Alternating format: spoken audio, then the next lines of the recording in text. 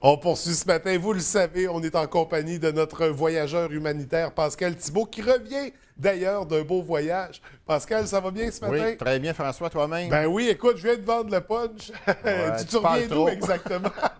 Non, c'est ça, je suis allé en Afrique du Nord, là, passer un court périple, là, mais ça s'est bien passé. Oui. Donc, parce que parfois, il y a le voyage humanitaire, mais aussi on veut voyager. Il y a le personnel, il y a le côté personnel. Ben, c'est ça, on va aller partout. voir des beaux coins de pays. Exactement, François.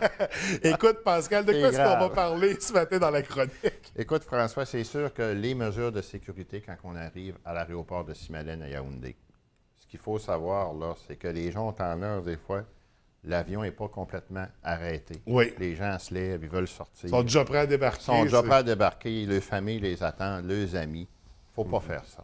Non, parce que quand... C'est ça, la semaine dernière, on parlait d'embarquement. Là, on est au débarquement. Exact. Il y a un ordre prioritaire quand il y a un débarquement. Comment ça fonctionne exactement? Bien, c'est sûr que les personnes là, qui sont en classe à faire, c'est sûr que c'est eux autres qui vont sortir les premiers. OK. Bien, il y a des raisons. Ils payent plus cher, évidemment. Oui. Et puis, ils ont certains privilèges que les personnes qui sont en classe économique n'ont pas.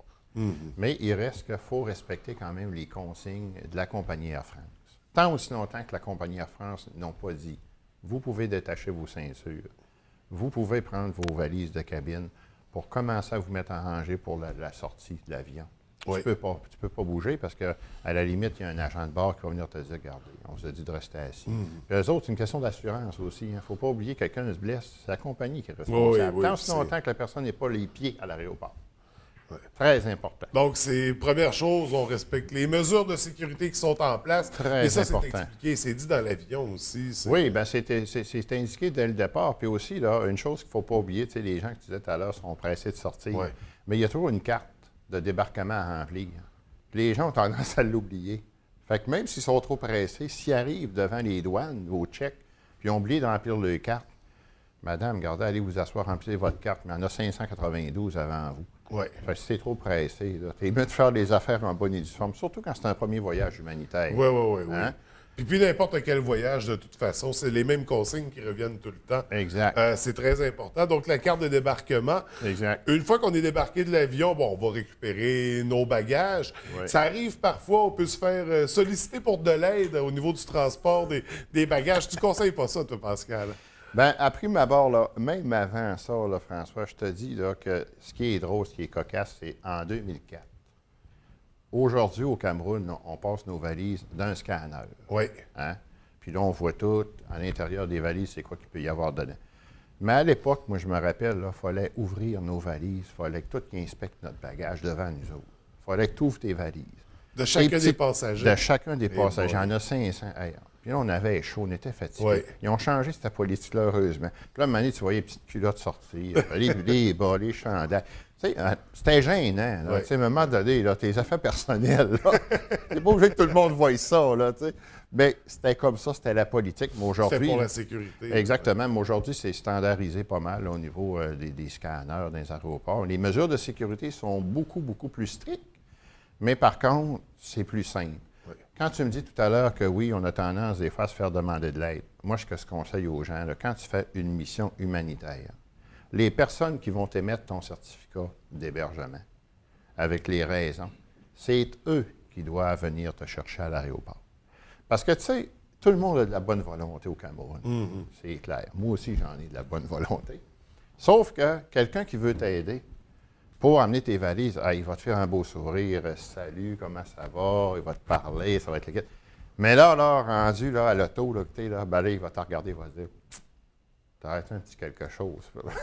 c'est normal. C'est des services. Puis de toute façon, tu sais, je veux dire, on ne connaît pas tout le monde. Tu sais, on parle, là, tu es d'un pays de 19 millions 400 000 habitants. Arriver dans un nouveau pays puis plus avoir de bagages, c'est pas très agréable non plus. Pas très plaisant. Ouais. Mais il reste que, écoute, il faut être très, très, très vigilant. Puis à l'aéroport de Simalène, il y a quand même une grosse achalandage. C'est beaucoup plus petit que Pierre-Éliott Trudeau. Mais quand même, on parle d'un aéroport là, qui Oui. peut contenir beaucoup de personnes. Là. Oui, oui. Ouais, ouais, Ça, ouais. c'est ça. On fait attention, d'autant plus qu'on est dans un milieu, un autre milieu qui est différent de Oui, chez oui, nous. Donc, exactement, exactement. ouais. Toujours rester calme. Là. Quand on débarque de l'avion, là, on arrive là, aux douanes, c'est ça, tu présentes ta carte d'embarquement. Il faut rester poli, Ouais. là, tu sais, parce qu'il y en a qui ont tendance, des fois, la fatigue, mais prend le dessus. Puis malheureusement, c'est pas une bonne idée, parce que là-bas, tu sais, on s'entend que sur le plan culturel, c'est très différent. Nos mentalités sont différentes, notre façon de voir la vie, notre façon de voir les choses, juste une façon, des fois, de dire une phrase Oui. peut insulter énormément. Il faut peser tes mots, puis je l'ai appris, moi, au tout début. Là. Ça, les 2 premières missions, là, si tu as passé les 2 premières, c'est correct. Et là, on parle de l'arrivée aux douanes. Il faut avoir la carte de débarquement, il faut avoir le passeport, le Oui, visa. il faut avoir, c'est sûr et certain, ce qu'on va regarder le plus. C'est sûr que ton visa, il faut qu'il soit valide. Oui. Évidemment. Ça, c'est clair. Mais ça, le visa, on en fait la demande avant de partir. Oui, oui, oui, oui, Hein? parce que c'est pas arrivé, Ça n'arrive pas arrivé à comme ça. l'aéroport. Oui, que ça va se Exactement. régler. Après ça, on monte toujours le carnet de vaccination qui est obligatoire, mais bonne nouvelle, je l'avais déjà dit en début de chronique de saison, que maintenant, le certificat de la fièvre jaune est gratuit. On n'a plus besoin de le faire renouveler à tous les 10 ans. Et la carte d'embarquement, évidemment. Puis aussi, on va vérifier même les frais de subsistance. OK. Ça arrive. Ça dépend sur quel agent de douane que tu tombes. Parce qu'il y a des montants maximum aussi d'argent qu'on peut avoir sur nous. Là. Bien, regarde, je vais te donner un exemple. Là, dernièrement, il y a des gens du Cameroun qui voulaient venir au Canada, puis leur visa a été complètement refusé à cause qu'il n'y avait pas assez de frais de subsistance. Ah oui. Parce que, écoute, il oui, arrive avec 2 millions de frais de subsistance. 2 millions, ça représente à peu près 1 500 $, à peu près quelque chose de gens. Sauf que, il ne faut pas oublier une chose, que s'ils veulent venir ici, comme nous, si on veut aller là-bas, c'est pas eux autres à s'occuper de nous autres si vraiment on est mal pris. Il faut être quand même capable de s'autosuffire au minimum. Puis, tu sais, tu arrives dans une culture différente. Moi, quand j'arrive au Cameroun, c'est pas eux autres à s'adapter à moi. Là. C'est à moi de m'adapter à la culture. Et eux, c'est vice-versa. Oui. Tu sais, c'est important. Il ne faut pas penser là, que, tu sais, je veux dire, parce que tu arrives dans un autre pays, bien là, il faut qu'ils se plient à Non, on n'est pas des rois. On n'est pas de... Exactement, exactement. Puis, chose qui est très, très importante, toujours être très poli quand tu arrives à l'aéroport, parce qu'ils ont pas mal, on va dire, comme on dit une expression, ils ont le bout du bâton assez solide, dans le sens, la moindre petite manœuvre ou impolitesse qui peut arriver, eux autres, tu peux te ramasser d'un commissaire de police, c'est pas trop trippant. Mais, de toute façon, c'est ce qu'on conseille n'importe où, rester poli pour avoir un bon service. Mais tu sais, oui, ce que tu dis, c'est bon, mais surtout les pays, ce qu'on retrouve malheureusement, l'État islamique, c'est peut-être, les mesures sont encore plus strictes. Oui. Ben oui, c'est parce que tu sais, on s'entend, on parle de Boko Haram qui est partout, là, en Afrique, qui est en Afrique. Écoute, c'est des gens, là, tu sais, il y a des gens qui malheureusement perdent la vie. C'est ceux qui sont encore doublement plus stricts. Puis les mesures de sécurité sont encore plus accrues. Mais ça, qu'est-ce que tu veux? La sécurité, on s'en plaindra jamais. Hein, exactement. On n'aura jamais assez de sécurité. Là. Surtout quand on voyage, on fait une mission humanitaire, on va arriver là. On va arriver en se disant, bon, ben j'ai passé les checks, tout est sécure, tout est correct, tout est conforme, mes valises, tout est beau, pour ne pas avoir de doute ou avoir des idées. Puis eux autres, il faut qu'ils savent aussi où tu vas. Hein. Quand tu arrives là, ils disent, monsieur, à quel endroit vous allez exactement? Mais quand tu es déjà avec tes accompagnateurs, ben, il est à telle place, il est à l'orphelinat, telle place. Déjà, en général, un voyage humanitaire, on va être accueilli là, par les gens. Mais ça a déjà arrivé qu'ils viennent. Hein. Ah oui? Un agent, au bout d'une semaine, t'en vois un arriver. Juste pour voir si c'est vraiment là, puis tout va bien. On est toujours dans l'esprit de la sécurité. Exact. Pascal, on a déjà plus de temps, on va y aller en terminant. Oui, écoute, François, c'est sûr et certain que notre prochaine chronique, qui va être jeudi prochain, on va avoir l'heureuse chance de présenter un beau repas africain. OK. Hein? Il va en avoir pour 8 personnes. Yes! Je vous le dis tout de suite, là, dînez pas. Et puis, il va y avoir tout ce qu'il faut. Puis en même temps, on va parler aussi quel aliment, quoi pas consommer quand tu intéressant. parce qu'il y a des choses qu'il faut éviter quand tu commences. Parce que c'est pas parce que la communauté locale en mange que toi, tu peux en manger. Bien, c'est ça. Exactement. Mais ça va être le fun, vous allez aimer ça, puis ça va être dynamique, ça va être agréable. Et comme ça, on leur a amené de la poutine là-bas, je suis pas sûr qu'elle passerait du premier coup. Hein? Je suis pas certain, ça risquerait...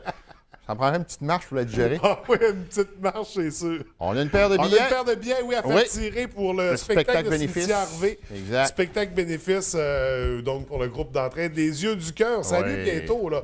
C'est dans 3 semaines. C'est le 16 juin prochain à la salle Pierrette-Godreau du Mont-Jacob. C'est même dans 2 semaines. Le téléphone sonne déjà, on n'a rien dit encore. Tu vois, ils vont trop vite. Les téléspectateurs, donnez-nous le temps de finir. Ben oui, on va souffler un peu.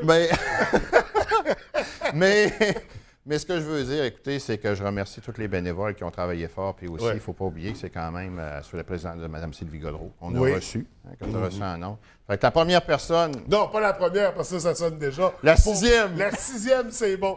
6e personne qui téléphone, ou le 6e appel, tout simplement. Dans les 418-544-0403. Bingo!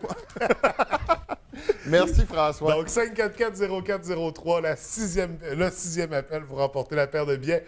Pascal, c'est un plaisir. Merci, on se revoit dans 2 semaines. J'ai déjà la semaine prochaine. Oui, c'est vrai. C'est vrai. Saute pas d'étape.